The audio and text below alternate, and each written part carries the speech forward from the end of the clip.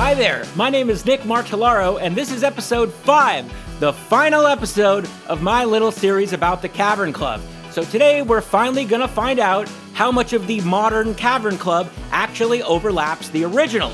They claim 70%. Is it really 70%? Well, we're gonna find out today. But I do have to say, even though this series took me, a good 2 years of my life, when it comes to this overlap stuff, I probably could have answered this question 2 or 3 episodes ago. But, this whole series turned into one of those things where it was about the journey and the experience and all the fun that we had along the way. So, what else can I say? Let's just get started.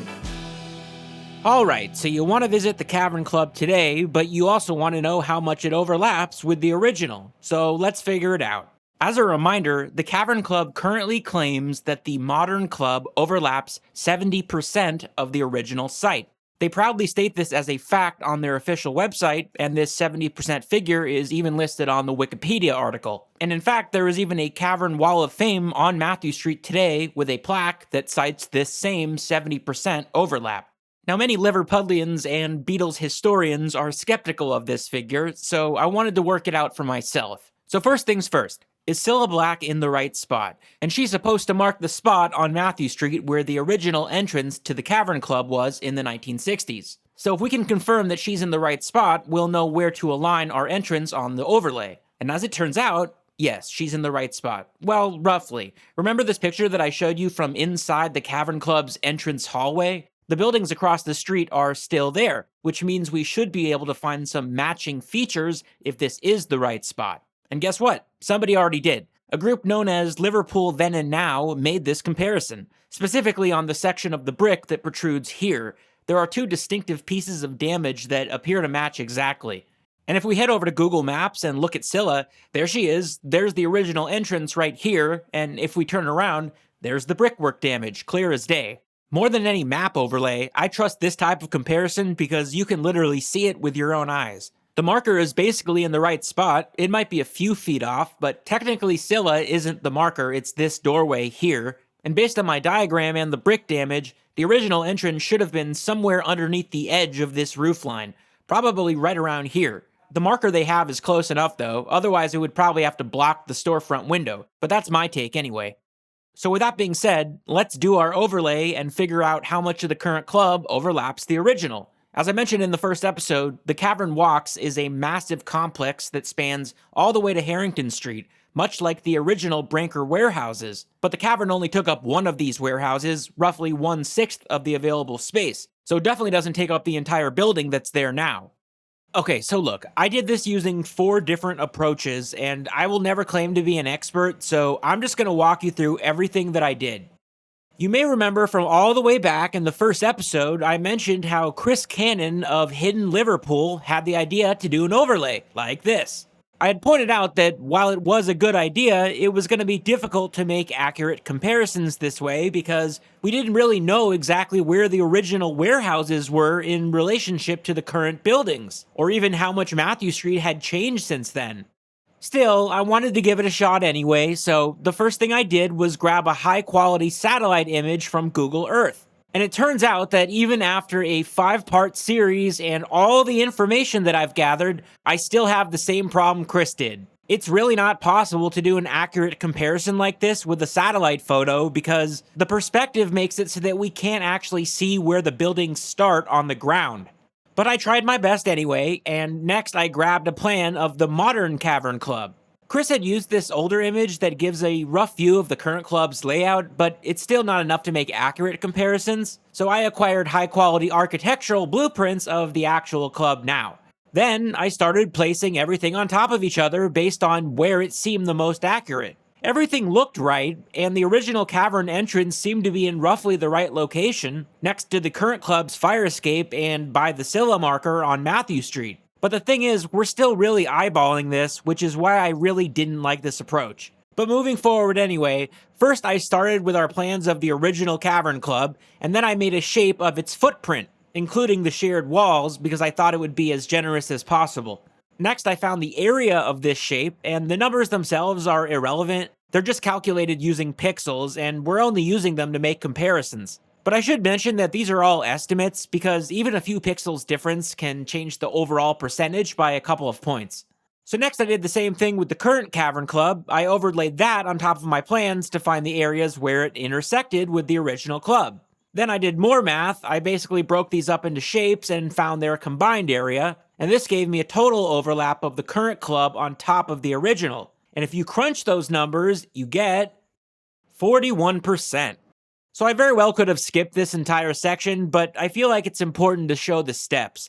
The problem with this is that we're completely guessing where both these structures are based on satellite images. There had to be a better way. Then I got an idea. I remembered seeing a small-scale drawing on the modern cavern blueprints that showed exactly where the new buildings were in relationship to the surrounding streets.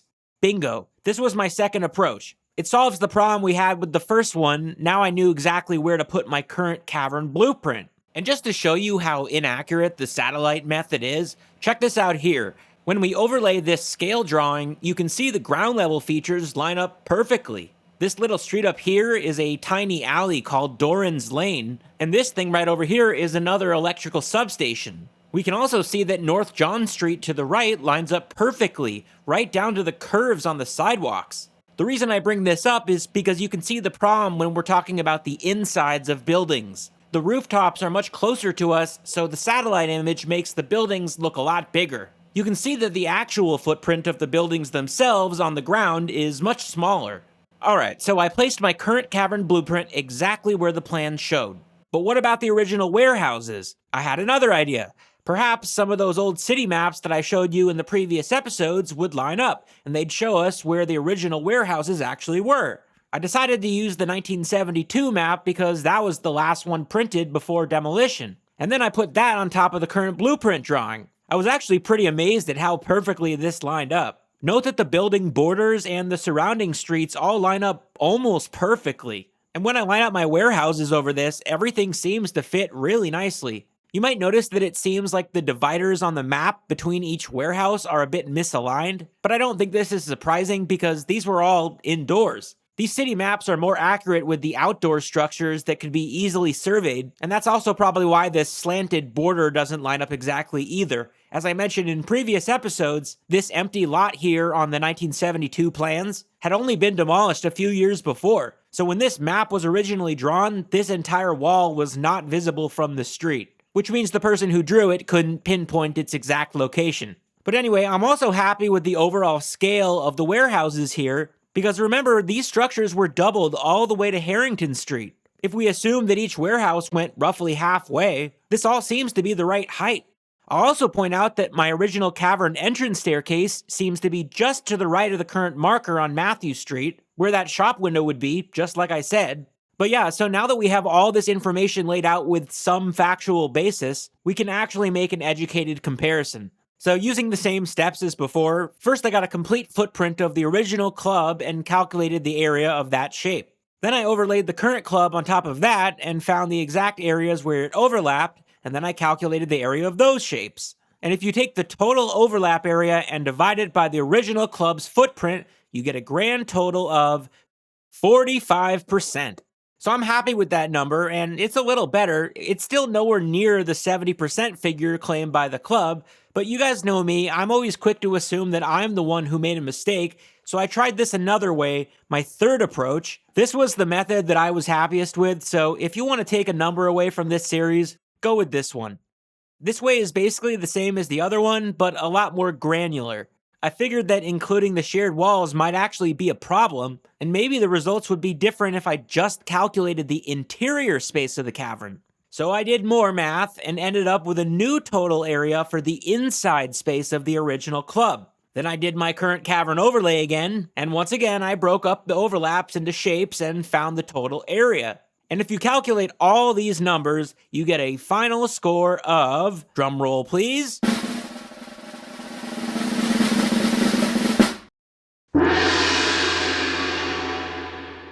47%. So I'm actually really happy with this number, but it does beg the question, how is the Cavern Club getting to this 70% figure? Are they just pulling it out of thin air?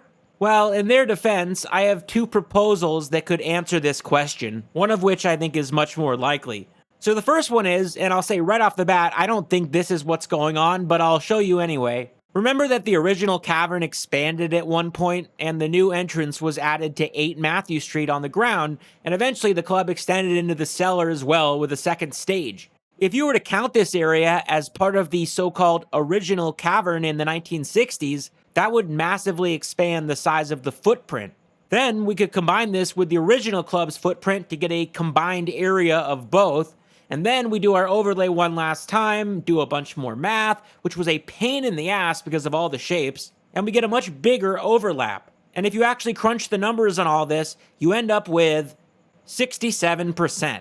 Finally, a number that's actually close to the advertised claims. But I have to be honest with you, I don't think this is what they're doing, because if you've been following along with this series so far, you probably remember that Ray McFall also extended the cavern into the other basement to the left. And by the end of the 1960s, there was an entire bar in there. All part of the original quote-unquote cavern if we're going based on what existed before it was demolished. And don't forget there was an entire ground floor at 8 Matthew Street, which was the same size as the cellar basically, just a little bit smaller. But if we included all this as the so-called original cavern footprint, which technically it was, and you added all that to our figures, you'd end up back at a measly 34%. So again, I don't think this is what happened. It would require too much picking and choosing of what to include and what not to include. Want to know what I actually think is going on? After all this, 5 episodes, a year of research, you know what I think that 70% number really is? Someone just f***ed up and wrote the wrong thing. Let me explain. Remember that plaque that I showed you from the Cavern Wall of Fame? It's actually not the original plaque. The wall was put up in 1997, but the current plaque that's there was actually only added a few years ago. The original plaque from when the wall was actually constructed says, what do you know, 50%. And I was able to show 47% using only my rough overlays, which, as I said, are not perfect. My scale could definitely be a little off, so I am totally fine saying 50%. Besides, 50% sounds a lot better than 47% for marketing reasons, right? So yeah, I think that's the answer to the whole 70% mystery, but the last thing I'll add about the plaque with the 70% number is that it's actually fairly new. I think that original brass plaque lasted up until 2019 or so, and afterwards they switched it to this one that actually has no mention of the overlap at all. The words also have a bit of a snarky tone, telling tourists not to be, quote, conned by the bar above with the same name. They're referring to the Wall of Fame bar on Matthew Street and basically accusing them of capitalizing on the location. That's pretty ironic though, because, let's be honest, half the businesses on this section of Matthew Street today, including the Cavern Club for that matter, are only there because of their association with the Beatles. But either way, the Cavern Club probably realized this was a bit harsh, and they seemed to quietly swap out this sign around 2022. That's when the current plaque appears, the one that cites the 70% figure. By the way, speaking of that Wall of Fame area, it's always kind of confused me that there's a statue that's supposed to look like a young John Lennon wearing his leather teddy boy gear, but for some reason he has long mop-top hair like he did during his Beatles fame.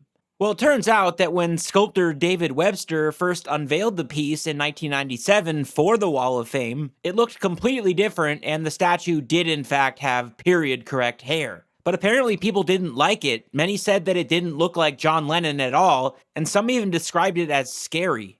In fact, it was only a couple years later, in 1999, that the original sculptor went back and replaced it with the current head that's there now. The event also gave us this somewhat unsettling picture, but as for what happened to the original head, I don't know.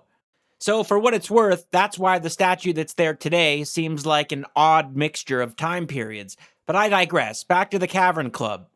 One unanswered question that I have to throw in just to leave some loose ends: the current Cavern Club is supposed to be a replica of the original, more or less, except rotated 90 degrees. I figured I would, test this out, so the thing is, when I rotate my plans of the original club to see if this actually works, it's too big. You can see the columns just don't line up. I would actually have to resize my original club's plans slightly to match up, making them a little bit smaller. But if I did that, it would sort of mess up everything else. Now the buildings don't line up properly with any of the maps, and they're all way too small.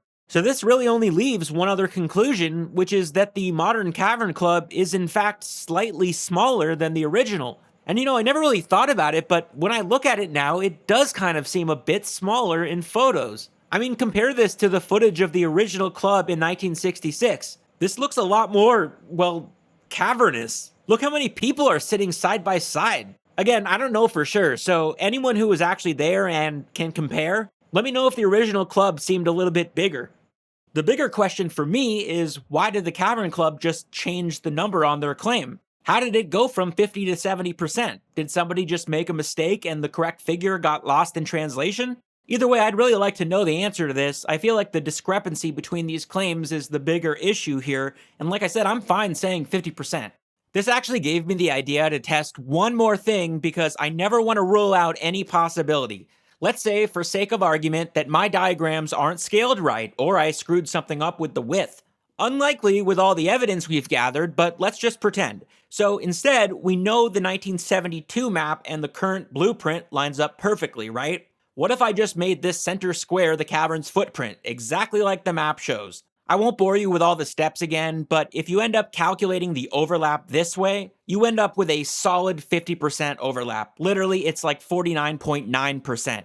So I don't know what else to say. Whether I do this by eyeballing it, using super detailed plans, or just going off maps, I end up around this same 50% figure every time. But in conclusion, I just want to be really clear. I'm not trying to criticize the modern Cavern Club at all. I just love the history of the venue, and I'm glad there's still a Cavern Club on Matthew Street, as there should be. And when I visit Liverpool, I can't wait to check it out for myself. Well, there you have it. Almost 2 years of research has led us to this moment, and I have to say, it feels really good. But, I want to be honest, when I uploaded the very first episode of this series, I was actually really, really nervous. I thought people were going to be like, Nick, what the hell is this? Normally you upload a nice Beatles cover here and there, maybe a quick history video. Now you're talking about a Victorian warehouse for 5 hours, Everything okay? You doing all right? I could not believe the response that I got from this series. The comments and the messages and the emails. You guys completely dispelled any fear that I had that this topic was too nerdy for people. And honestly, all the feedback, it means the world to me. I'm not just saying that. Genuinely, I can't tell you how much I appreciate it. So as a token of my gratitude, I have one final treat for you. I hope you enjoy. As much as it sucks that the original Cavern Club is long gone, there is a place that you can visit right now if you want to see a closer representation to what those original warehouses looked like. When the Brinker family built the cavern warehouses in 1844, the fireproof Phoenix warehouses as they were called, they also constructed another set of warehouses in the same style, but much further north. They were originally called the Clarence warehouses because they were situated by the Clarence Dock, which no longer exists, but the buildings do. Nowadays they're mostly referred to as the bonded T warehouses. They look strikingly similar to the way that the Cavern Club's warehouses did, down to the barred brick windows and the massive Victorian-style loading doors that run the entire height of the building. There's a great book called Storehouses of Empire, Liverpool's Historic Warehouses, that actually has some interior shots of these warehouses. And I have to admit, it has that same vibe as the original cavern. We see arched doorways, even stone staircases that are remarkably similar to the ones that we saw in the cavern. The book even includes some diagrams of the buildings, and we can see that each warehouse has 3 arched sections, just like the cavern.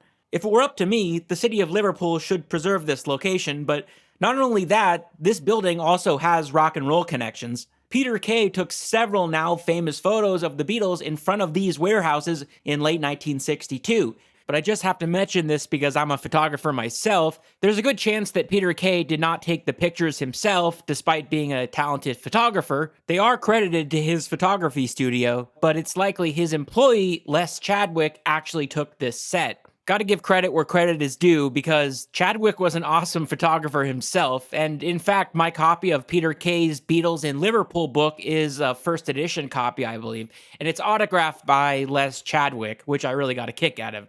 But back to the warehouses. Bob Dylan was coincidentally also captured at this same location in 1966, so definitely some rock and roll connections here. Let's focus on that photograph of the Beatles, actually. Many people are curious where they were actually standing, so let's figure this out and let me give you some history about these warehouses if you want to visit them yourself, because I can't say how much longer they're actually going to be around. Apparently, they're being turned into apartments. Looking at the map, these warehouses are located in the northern part of Liverpool, and they're situated between Dublin Street and Dixon Street. But the Beatles look like they're standing on an empty lot, and today nothing really lines up with this. Can this photo still be taken today? Well, let's figure out where they were actually standing. First, I want to show you a 3D view of this area on Google Earth today. These filled-in areas on the bottom left are old docks and later a power station that I'll mention again in just a moment. The warehouses themselves, though, are located over here, and the large Victorian loading doors are still visible, clear as day. Now, the Beatles were actually pictured on the other side of these warehouses towards Dublin Street, and I'll explain how we know this later. But for now, let's return to our satellite view and see if we can pinpoint when this site actually changed. Here's what this looked like in 1864. These warehouses are shown right here, and it's easy to see a match. The main difference is that this center section is no longer here. But I don't actually think this was part of the Brinker warehouses anyway, pretty sure it was just a neighboring building. But I want to take a moment and focus on something else on this map. This whole block on Saltney Street stood out to me. This area is mostly industrial and has a lot of massive warehouses, but Saltney Street seems to have a bunch of units crammed together, divided by 16 individual streets and roughly 12 sections per street. There's a reason I'm telling you all this, but I was curious what these were, and it's kind of a dark part of Liverpool's history. They're called courts, and it's essentially a slum. These were built to house low-income families in the area, and by the 1800s, they were essentially packed. Over 1 million Irish immigrants came to Liverpool in the mid-1800s, and many of them ended up living in these slums. The conditions were terrible. This is an actual photograph of one of these slums off Saltney Street. Oftentimes, there was only a single communal water pipe, which was filthy, and courts were disease-ridden, they had no ventilation, and of course no plumbing. Now, what I find particularly depressing is that the way that these courts worked is that you went through a tiny entrance off the street, which led to a secluded courtyard, hence the name. This effectively puts a curtain over the slum activity. From the street, you couldn't really see how these people were living on the inside. It's terrible. These people were considered undesirables, and the solution at the time was just to hide them from public view.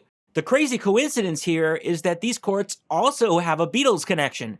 John Lennon's great-grandfather, James Lennon, was also one of the Irish immigrants along with his wife, Elizabeth, and he actually lived on this street in one of these courts. Prince's Place, to be precise.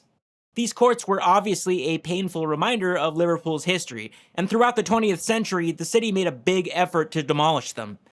And the many and varied industries give employment to thousands of men and women. But in the background, there are the congested and worn-out dwellings in which many of the workers are compelled to live.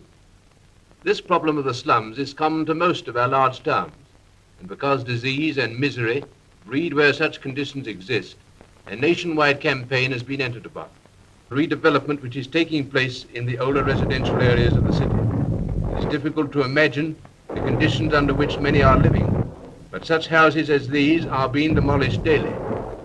I'm really interested in history, and I found these courts fascinating, so let me show you a few more pictures and tell you some interesting facts about them. By the mid-1800s, nearly half of all Liverpool residents lived in these courts. And it wasn't just Irish immigrants, all sorts of working-class people lived in these conditions. These courts were found all over Liverpool, and they were designed like this because space was limited in the city. They were essentially built to fit within existing land between buildings and behind businesses. As for what the insides looked like, it varied, but the rooms averaged from 12 to 15 feet square. And there was usually 3 rooms stacked on top of each other, with the kitchen being on the ground floor. They only averaged around 500 square feet, with roughly 7 people sharing this space. And they also had cellars that were accessed separately, which are the staircases that you see here, and those led down to tiny prison cell-sized rooms that were often under 6 feet square. Some of the earlier courts were incredibly claustrophobic, and they were only about 10 to 12 feet wide between the buildings. It's said that sunlight did not actually reach the courtyard, and many had oil lamps for this reason. Other courts, especially ones built later as laws started to pop up, had a little more space between the buildings. In the mid-1800s, a doctor named William Duncan, who would go on to become Liverpool's first public medical officer, started looking into these conditions. He was shocked at what he found, and he was quoted as saying that Liverpool was the most unhealthy town in England. Apparently, the average age of death was only 17 years old. Construction of courts was officially banned in 1864, but Liverpool already had more than 3,000 of them. By the early 1900s, a third of them still remained, and it wouldn't be until the 1960s that the last of these court slums were finally demolished for good. Remember this fact for later. I'll post some links in the description with more information about these courts.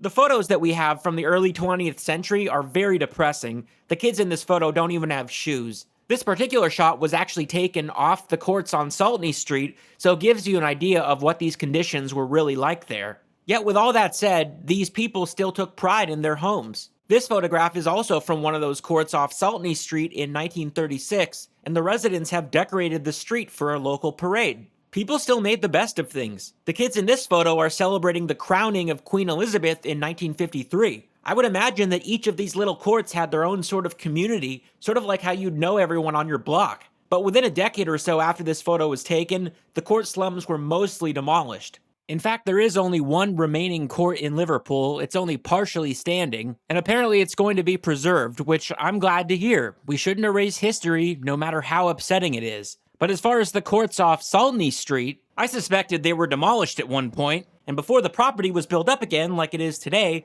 there was probably an empty lot here. This was likely where the Beatles took that photo, but I wanted to confirm it. Here's another view from the 1888 fire maps, and you can see what I mean. These courts are already starting to be dismantled. When you compare it to the map from 25 years before, you can see they've already removed roughly 2 units from each of them. If we skip ahead around 70 years, we can see what was happening in the 20th century. By 1954, this entire street is starting to fall apart, and many of the courts have already been demolished. There are still a few remaining over here. In just 4 years, even more of Saltney is gone. There is one sole court remaining with 2 units, and the rest is simply marked ruin. And finally, here is 1960, which is the closest date to the actual photo, which was 1962. The courts are now completely gone. I want to give credit to a blog called Liverpool Miscellany, which I'll link to in the description. They did some great research on this and placed the Beatles right around here, which means the photographer was standing on Saltney Street. It's pretty insane to think that John Lennon was standing on the ruins of a slum that his great-grandfather lived in when he came to Liverpool. Just to show you what these courts on Saltney actually looked like, this photo is from 1920, and I put up a map from the same time period so you can see what I'm talking about. The warehouses aren't visible, they would be off to the right, but the buildings on the right side here are the newer constructions. Some of the courts had already been demolished. The remaining courts, where the Beatles would eventually be standing, are all the way down here at the end of the street in this photo. This structure to the left is part of the old tobacco warehouses, and it's still there today. Although I have heard that these two are also going to be converted into luxury apartments. Let's look at a few historic aerials just for fun, starting with 1927. Here's a good view of the old Clarence Dock, which, like I said, no longer exists. Zooming in on the photo, though, we can see the Branker warehouses that are still standing today. And we can just about make out the courts behind them on Saltney Street. Another view from 1927, this one is actually one of the last photos of the Clarence Dock itself. The dock was actually built in 1830, and it closed almost a century later, just a year after this photo was taken. By 1929, the entire dock had been filled in to build a power station. When zooming into this photo, we can also see the Branker warehouses from a side view, and we get to see what's left of the courts. Remember, it's just this tiny section here at this point. Most of them had been demolished. Here's 1934, a few years later, and as you can see, the Clarence Dock has now been mostly filled in, and they are beginning construction on the power station. In the close-up photos, we can actually see the Branker warehouses. Most of Saltney Street is obscured behind it, so we can't really make out what's left of the courts. Here's a view from 1937. We can see that the Clarence Dock power station is now there, and this would remain in operation all the way up until the 1980s. Branker's warehouses are located here, and the Saltney buildings are once again obscured. This massive structure here, and I believe the buildings in front of it, are all part of the Stanley Dock Tobacco Warehouse, which is also still standing today. Here is 1938, with the power station now in full view. Now we can actually see some detail on Saltney Street. The Branker warehouses are highlighted as before, and the remaining courts on Saltney are barely visible over here. They would soon be demolished, and this is where the Beatles were standing in that photo. The structure right over here is the one that I showed in that great comparison from Liverpool then and now that's still there today. I believe it's a gatehouse for the tobacco warehouse there. Here's a close-up view from an aerial flyby in 1946. As before, I've highlighted the warehouses in red, but the remaining courts, with the added space in between them, are right over here. We can also see that a big portion of those old homes lining Dublin Street in front have been demolished now. I'm not sure if these were technically part of the courts, but they did share a rear wall with them originally. Here's an alternate angle from 1946. If we zoom into the warehouse section, we get a better angle of the demolition that has begun on Saltney Street, and you can also see what's left of the court housing. However, we still can't really see where the Beatles would have been standing when that photo was taken. Here's a view from 1951, and you can see the power plant is clearly operational. The smoke is blowing directly onto the warehouses, and remember, people still lived in this area too. Can't imagine that was healthy. But another interesting detail about this photo, it might be one of the only photos that shows those loading doors open. These warehouses were at least still in use during this time period. Here's the last view I can find, 1953, and we're looking south in this photo. You can see that those courts on Saltney Street are finally gone, and it looks like they're beginning to demolish the rest of the block from the east. It would likely continue onwards, and the Beatles were probably standing somewhere around here when the photo was taken.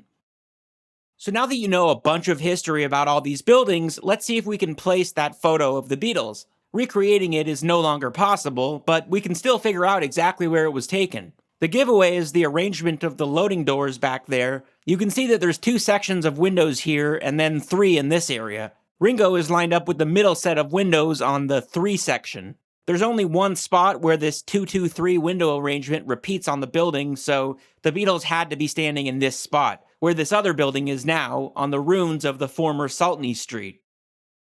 Here's a slightly alternate angle. Again, we see the 2-2-3 window arrangement. But more clues, this is the exact spot. If you look closely at the door next to Ringo, see that little thing on top of it? If you look at the building today, you can see that some of these doorways have these little scrolls on top of them. Pretty amazing that they're still here.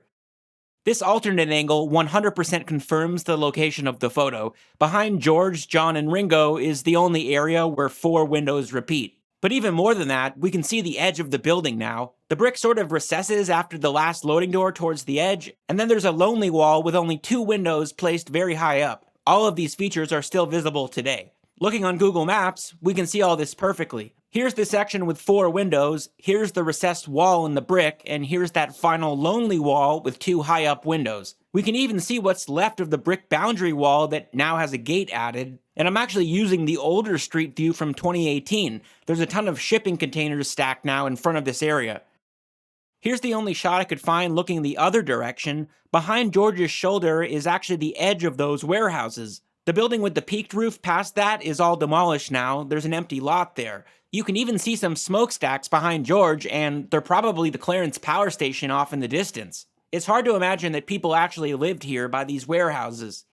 Actually, there is another photo of Ringo this time, looking in the same direction, and this also confirms the location. You can see that there's a building on his right with a little section that protrudes, probably the chimney, and you can see this exact spot on the 1960 fire map. Again, people were still living on this block. In fact, let me just show you this photo because I found it fascinating. It was posted by an account known as Collecting Old Photographs of Liverpool, and when I saw this picture, I immediately recognized the warehouses behind the woman. A commenter said that it looked like the Dublin Street courts, and I totally agree. I found an alternate copy of the photo from a book that says that it's actually in Kirkdale, but I don't think so. I could swear those are the Branker warehouses back there. The features all match exactly. We can see the curb in the front too, so just like in the Beatles picture, the photographer is standing on Saltney Street. This is what was all destroyed. The Beatles are probably standing right around where that woman is. And in fact, if you check out this alternate version of the photo, you can see a tiny piece of pavement popping through the grass in front of the band. This appears to be a match to the pavement that we see in the photo on the right. It is pretty amazing to think that people lived this close to heavy machinery. I mean, there's a kid right there, and those loading doors have a giant crane. But as I said before, people took pride in their homes. But getting back to the 1960s, Photographer Barry Feinstein took several shots of Bob Dylan at this same location in 1966, and his photos reveal even more about what this all used to look like. In this photo, Dylan is actually standing on Dublin Street. Not visible to his right is the empty lot where the Beatles were standing. And this is the building that we saw in the back of the George Harrison photo that is now gone. This angle can actually be recreated exactly today, and everything lines up perfectly. This is another stellar comparison from Liverpool then and now. The link to their page is in the description. Here's a view looking the opposite way down the street, and now we can actually see the empty lot where the Beatles were standing, this area over here. And again, looking at the modern view, you can see why the Beatles photo is simply no longer possible, at least not from the same angle. Dylan did eventually make his way to the empty lot where the Beatles were standing, and it really gives a better perspective on the whole area. Unfortunately, there was probably only a brief period in the 1960s when these photos were actually possible, as I imagine the property between Dublin and Saltney got built up soon after. Last photo, here's a really great quality scan. You can see pretty much all these same features today. This little building to the left is still there. It's currently a cafe, but you can see what I'm talking about. It's the exact same location. And again, if we turn around, it becomes very clear why this photo is simply impossible to recreate today. The last thing I'll say about these warehouses is that I honestly don't know how much longer they're going to be around, at least in their current state. They're referred to as the bonded tea warehouses today if you want to visit them on your trip to Liverpool. I know I certainly will. But if you can't see them yourself, a YouTuber who goes by Scouser with a Drone recently captured some amazing footage of this building, so I definitely recommend checking that out. These buildings are, unfortunately, falling apart, and I would imagine that if they weren't already historically protected, they probably would have been knocked down by now. A few years ago, in 2020, a user named Urban Chemist posted a fascinating write-up of these buildings on an urban exploration forum. They actually got permission to view the inside of these warehouses, and incredibly, some of the floors were still actively being used for storage. But it's clear that a lot of the structure is just falling apart, and it is essentially derelict. I would imagine that older warehouses like this one have many of the same problems that the Cavern did. They're not safe, they don't have adequate exits, lighting, ventilation, I could go on. And it would cost millions to renovate them. I mean, personally, I wouldn't walk around here without a mask on. That's how unsafe it looks even just to breathe around here. But I do recommend checking out the article. They also managed to capture some extremely interesting photos, including some of the machinery that the workers used to lift the cargo into these warehouses. The link is in the description. Whatever the case may be, I hope these buildings can be preserved to some degree. I think this old Victorian architecture is incredible, and so many of these warehouses have already been destroyed. In making this video series, I've gotten a lot of wonderful messages from people who live in Liverpool, and many have commented that so many of the modern buildings in the city are generic glass boxes that lack the charm and character of the old buildings. These massive Victorian structures once defined the whole look of the city, and I can understand why many of you have fond memories of growing up around them. Personally, I think these old warehouses are beautiful, and even more than that, they are packed with history, to the point where I made a 5-part series about one of them. Well, that's it. I'm done with this series, and I have to say, even though this took a really long time, and I probably won't do these types of videos anymore in the future, I am glad that I did it. But at this point, I'm just really happy to move on to something else. But, you know, it is true what they say. If you really put your mind to something, then there's... I just remembered something. This was supposed to be a series about lost locations. So I think it would be appropriate to start by telling you why I even came across this topic. Originally, I came up with the idea to do a fun video about 5 lost Beatles locations. I thought it was going to be easy. The Cavern Club was the first one on the list. Well, shit. Well, I still have the original list that I wrote. Let's see what was next.